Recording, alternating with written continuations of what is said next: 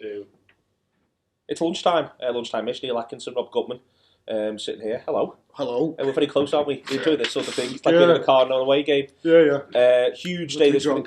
Sorry? I'd like to be drunk though to get this intimate. Well, and indeed you have been in the past. This is our first of these on a Monday, me and you together. Oh, it is. Quite excited. Yeah. It feels so fresh. It is a start debut. Brand new. So basically, big day for us. We got the first Ben Johnson column out on the website now. Gibbo's reading it in the background, so if you hear anyone laughing, it's him. Very much worth looking at on the website if you get the opportunity.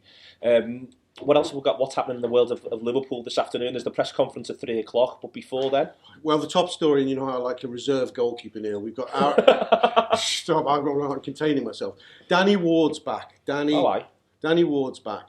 We know loads about Danny Ward, don't we? We know that he's done really, really well at Aberdeen, and that's the key thing, I think, is that Aberdeen seem to like him. Yeah. They're really disappointed he's gone. I had a little look on something along those lines this morning. They've also been in great form, in great shape, which is, I think there's going to be a lot of conversations around loans. I think it's happening at the club now, and I think it's happening, in general amongst Liverpool supporters. I think there's value in loaning lads out if they're at the top end of whatever league they go to. So you know what I mean. If you don't want to send a goalkeeper out and him have to make 20 saves a game because if he's gone to his rubbish. But if he's got to make 3 or 4 saves, he's got to keep his concentration up. Then you can at least see some value in those sorts of games. Yeah, I mean, the lads he's recalled are interested in playing at high level at Aberdeen in the Scottish Premiership and their Championship level. We're not bringing lads back from Crewe like Harry Wilson to play in the first team. What I'm not sure when Klopp's made these statements about wanting to have his young players with him is because he wants to throw them in or just because he thinks it's useless them being miles away from the culture of the club. Yeah. I think we're going to find out with Danny Ward in particular whether that's the case. What facts have you got? The facts I have, which I've learned in the last 5 minutes. He's 22. His mum will know that. He's had 9 clean sheets this season, and Aberdeen are in the title race in Scotland. Yeah. So the lad's no slouch. I've not heard a single negative about him. He's been great, but he drops them in every now and again, or he can't catch a cold. It all seems universally good stuff about him, which he seems to have something on our current crop of keepers. Indeed, and you get the impression he's had to work hard as well and focus, and that's also a good thing. What else have you got for me? Actually, Arsene Wenger's interested me this morning when he's sort of going. He's made these quotes. I think it came out last night, or it might be an early morning press conference. He goes, Arsene, speaking about himself in the third person, is a very good doctor because he's worked out Liverpool's injury crisis will have ended by the time we play them on Wednesday. He's been very just being overly cynical about all the reserves we put out. But of more interest apart from Arsene, I'm more interested in the fact that he's suddenly referring to himself in the third person.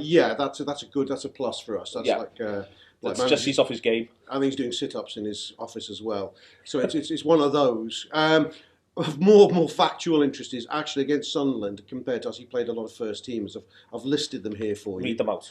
Czech, who I think could play against us. Czech, Bellerin, Koscielny, Gibbs, Oxlade-Chamberlain, Walcott and Giroud. I'm seeing 5 of those 7 at least starting against us, which gives us something of an advantage freshness-wise. A little one. Yeah, it's interesting. It's you can see 5 of them, 6 to come in. Sunderland wasn't a safe game for them. I actually watched the first half from Prague, believe it or not. It was only place to watch it. It was on German Eurosport. Was it? In our hotel room. So we were having a bit of a recharge. You know, the thing you do when you go away and you do the big morning, late lunch. So you've done loads of sightseeing, 4 or 5 hours. To put the paper down, there's a camera there. You've got all that sort of stuff. My expression. That's literally wrong. It's literally the way in which it works. And then you get to go. You have a little sit in the hotel room to recharge before you have a big evening. Well, I watched Arsenal, and they stuttered a little bit, but those lads were playing. I was intrigued that Bellerin and Koscielny were both playing in there, and I think that I will play Giroud against us if you don't know who our centre halves are going to be, and if you feel as though we can be, you can get at us in the air a little bit. Then I think Giroud would be a good person to play against the height of Lucas Leiva, and who else is going to be there? And Colo may have a Colo. Sacco might make it back. They might just do this press conference in a bit. There is a Laurie. There'll be more on all of that sort of as the day wears on. Actually, there's still Alexis Sanchez doubt, I think, for Arsenal. There is, yeah. They think he's not going to make it. So no, I think that is interesting. We can have Ojo. Like if you think Ojo's the one who's most likely to feature, maybe a Laurie, who played against Exeter. I think that's fair. I think on the bench, I think he'll have been interested with Ojo's performance. And his best work at Wolves has been cameos. He got a couple of goals as sub there. I know he didn't featured late on, but he looked lively. Do you think he's the last 20 player? Yeah. I mean, certainly he's got pace and he's dynamic. Jesus Christ, that we're talking about needing him against Arsenal and maybe to turn it, but you never know. It could be one of those Howard Gale in Munich moments. These things happen. These things happen because Makeda for Manchester United. Sometimes a lad just turns up at the right time and is able to do the business for you. Well, we've only got, if you think, against Arsenal, we can only have Firmino, Benteke, and who's the other? Lallana in the front three. So he's kind of next in line. Again, if Lallana is a virus on the morning of the match, Ojo starts. You think so? He's pretty close to it. Anything else? No, can I just say how well Brad Smith played on Friday? I can't say that enough, and I'd love him to start. I thought he was sensational. We will talk about that on the Anfield Wrap. We're recording that very soon as well. We've got the coach home. We'll be recording that today. That's out. If I remember my schedule rightly, I could be wrong. What we call History was out yesterday on the Sunday, 87-88. It's absolutely magic. Big thank you to Mike Nevin and Gary Shaw for that. And we'll also be doing the Tuesday review, recording that today, and that'll be available tomorrow. Very, very busy at the Anfield Wrap as ever, but all the best. Enjoy the rest of your afternoon.